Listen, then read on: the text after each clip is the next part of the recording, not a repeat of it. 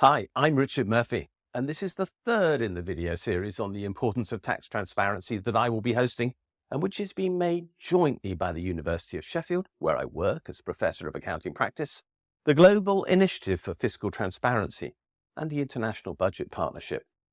In this video, we will be looking at the Global Initiative for Fiscal Transparency's Transparency Principles for Tax Policy and Administration. These are available to download on the GIFT website. The principles are a response to the growing importance of taxation in international development debates. They were developed with support from the World Bank's Global Tax Programme and the International Budget Partnership's Tax Equity Initiative. GIFT first commissioned a set of documents, including Making Tax Work, a compendium on tax transparency written by myself and Andrew Baker, plus a brief on the role of international principles and standards, as well as a GIFT and IBP scoping study providing a civil society perspective on taxes. The principles grew out of Making Tax Work, and their publication followed a year-long round of public consultations involving the OECD, the IMF, the World Bank, national tax authorities, and civil society organizations in several countries. As stated in the introduction of these principles, the transparency principles for tax policy and administration are intended to help policymakers and a range of civil society users evaluate and improve the legal, regulatory, and institutional frameworks that comprise national tax systems. A number of pathways and information requirements are set out in the document, which are intended to inform multi-stakeholder evaluations of tax system performance and enhance policy dialogue between governments, civil society, and international organizations. This emphasis on the creation of dialogue is really important. As GIFT have again noted, the principles were created to establish standards for transparency, participation, and accountability for domestic tax systems that can promote an informed public and provide the basis for a strong social compact between government and the governed that helps ensure that tax systems raise needed revenues more equitably and efficiently. The adoption of such principles through a multi-stakeholder process can provide governments with clear expectations and give the public the tools needed to hold government to account. GIFT thought that these principles were necessary because when the work on them began, despite increased attention to the importance of taxation for sustainable development and governance, there was no consensus around the principles and practices that should guide the transparency of the information on practices of tax administration and policy making. Global standards, such as those included in parts of the OECD's Base Erosion and Profit Shifting Initiative, are largely focused on the exchange of information among countries and are of limited application to the full range of issues involved in domestic resource mobilization. Other tools, such as the Tax Administration and Diagnostic Tool, are largely intended to meet the needs of government officials and financial institutions, rather than those of civil society or the public. In addition, existing standards also did not address the question of public participation in tax policy and administration decision-making. As a result, a new set of principles, developed through an inclusive multi-stakeholder process, were thus intended to serve as the basis of a comprehensive framework of norms and standards that promotes greater transparency and accountability and encourages informed and engaged public participation. Now, my colleague Andrew Baker will recount why we wrote the principles and why they were needed. First, it's very easy for governments to get tax wrong. And tax and the payment of tax requires a lot of public cooperation, faith and confidence. It's very easy for that faith, confidence and cooperation to be damaged and for cynicism and disillusionment to set in. That can make a variety of interested parties reluctant to cooperate with tax authorities and pay their taxes. For example, this can happen if taxes are perceived to unfairly favour or benefit particular narrow economic interests or groups to the exclusion and disadvantage of others. Alternatively, it can happen if secret deals, assistance, or exemptions are provided to certain favoured clients or groups that are largely hidden from view. This is also possible if perceptions exist that officials and government ministers are subject to bribery and corruption and will excuse certain parties from paying tax or will turn a blind eye to wrongdoing.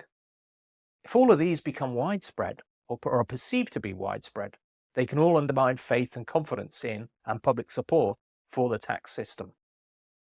Greater transparency, publishing more information, providing better, clearer explanations of decisions and policy rationales, and enhanced monitoring of results are ways in which transparency can reduce apathy, cynicism, and even opposition to taxation from becoming widespread. But as we stress very often during these videos, also giving a wider range of interests an opportunity to participate in and present perspectives on taxation can also lead to more informed, inclusive, and transparent policy debate and decision making. Such steps and reciprocal flows of information can strengthen the social contract between states and citizens. And we think tax is the central defining element in the social contract between a government and its people. But how to deliver greater tax transparency and the range of issues and processes to be considered are far from straightforward. This is where the GIFT principles come in. They provide a route map or guide, a set of steps government might pursue to enhance their tax transparency. They effectively suggest things that governments should do if they want to avoid bad and harmful tax policies and processes that can be corrosive of public trust and produce bad economic outcomes. In this sense, the principles act as a benchmark or reference point and checklist that governments and their civil societies can use to assess how their society and country is performing on tax transparency and what steps might be taken to improve that performance. This reference guide, the principles, is therefore something that we think all countries might use and apply to improve their own tax systems. They can also shine a light on bad performance and show how to rectify that while also acting as a deterrent to bad practices and to identify pathways for embracing potential good practice. There are 14 of these principles. They start off covering the fundamental practices, processes, and things governments need to commit to if they want to build a tax transparency regime. They move through to more advanced forms of analysis and assessment that, if achieved, would represent a gold standard of tax transparency. Each principle is little more than 1 or 2 sentences long, but each principle is also accompanied by a set of guidance notes that consider the issues to be worked through and questions to be posed in relation to applying each principle. You can see these guidance notes on the GIFT website. Thank you, Andrew. In practice, the GIFT principles suggest an approach to this subject that works through the levels of compliance with the recommendations for tax transparency that it makes.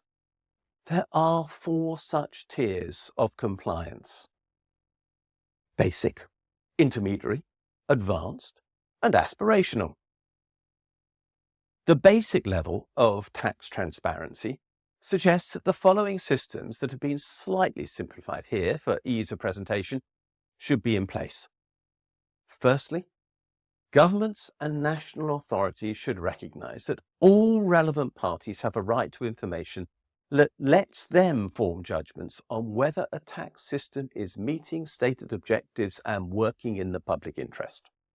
Secondly, governments should publish clear and measurable objectives for the tax system on a timely basis, usually annually for each budgeting and reporting period.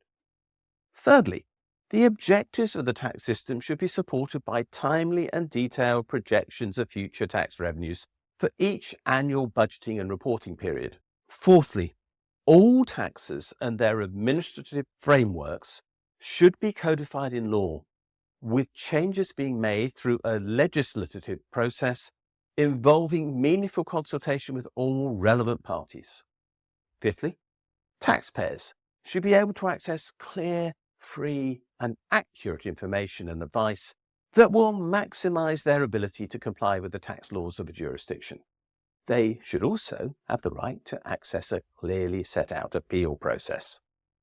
And 6, and finally, with regard to these basic objectives, All taxpayers should have a right to confidentiality with regard to their tax affairs, unless specific circumstances require otherwise. Intermediate tax transparency might involve some further processes. Firstly, government should explain how taxation fits within a broader fiscal, economic and social framework in their jurisdiction.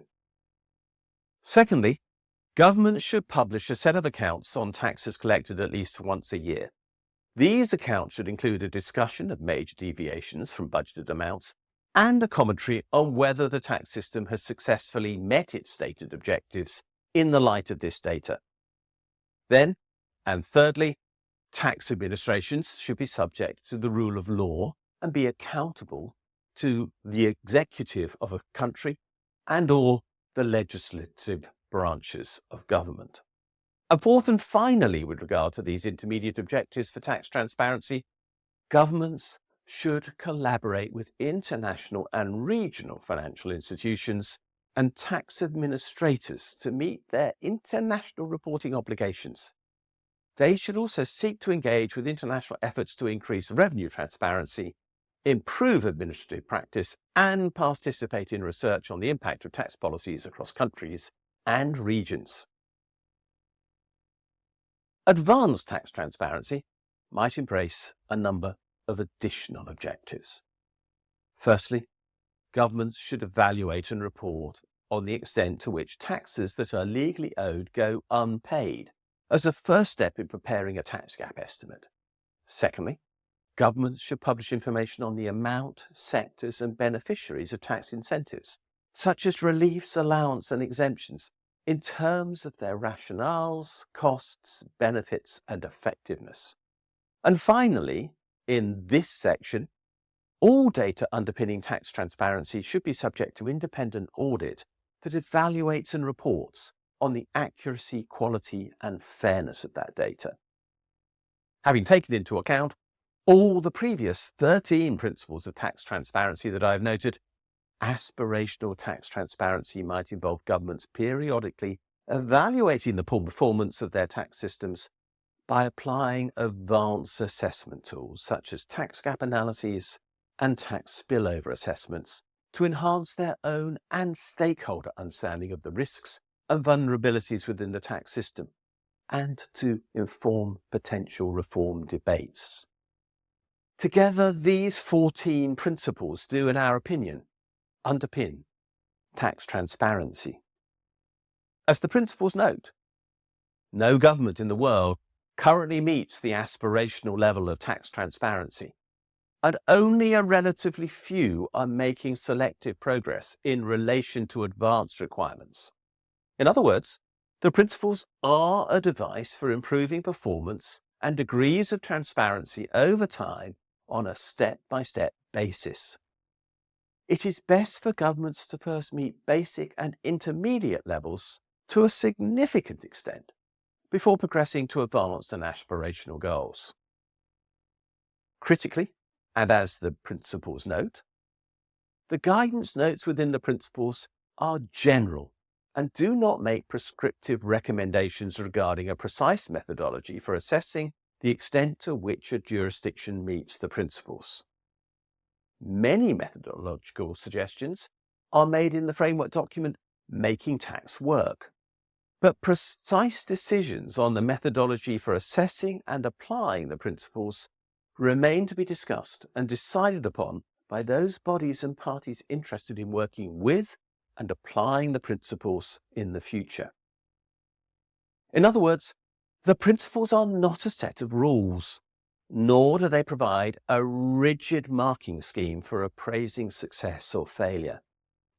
Instead, they explain that tax transparency is about much more than the relationship between a tax authority and a taxpayer. What they explain is that transparency helps a tax system work to best effect for the benefit of everyone in a society so that everyone gains.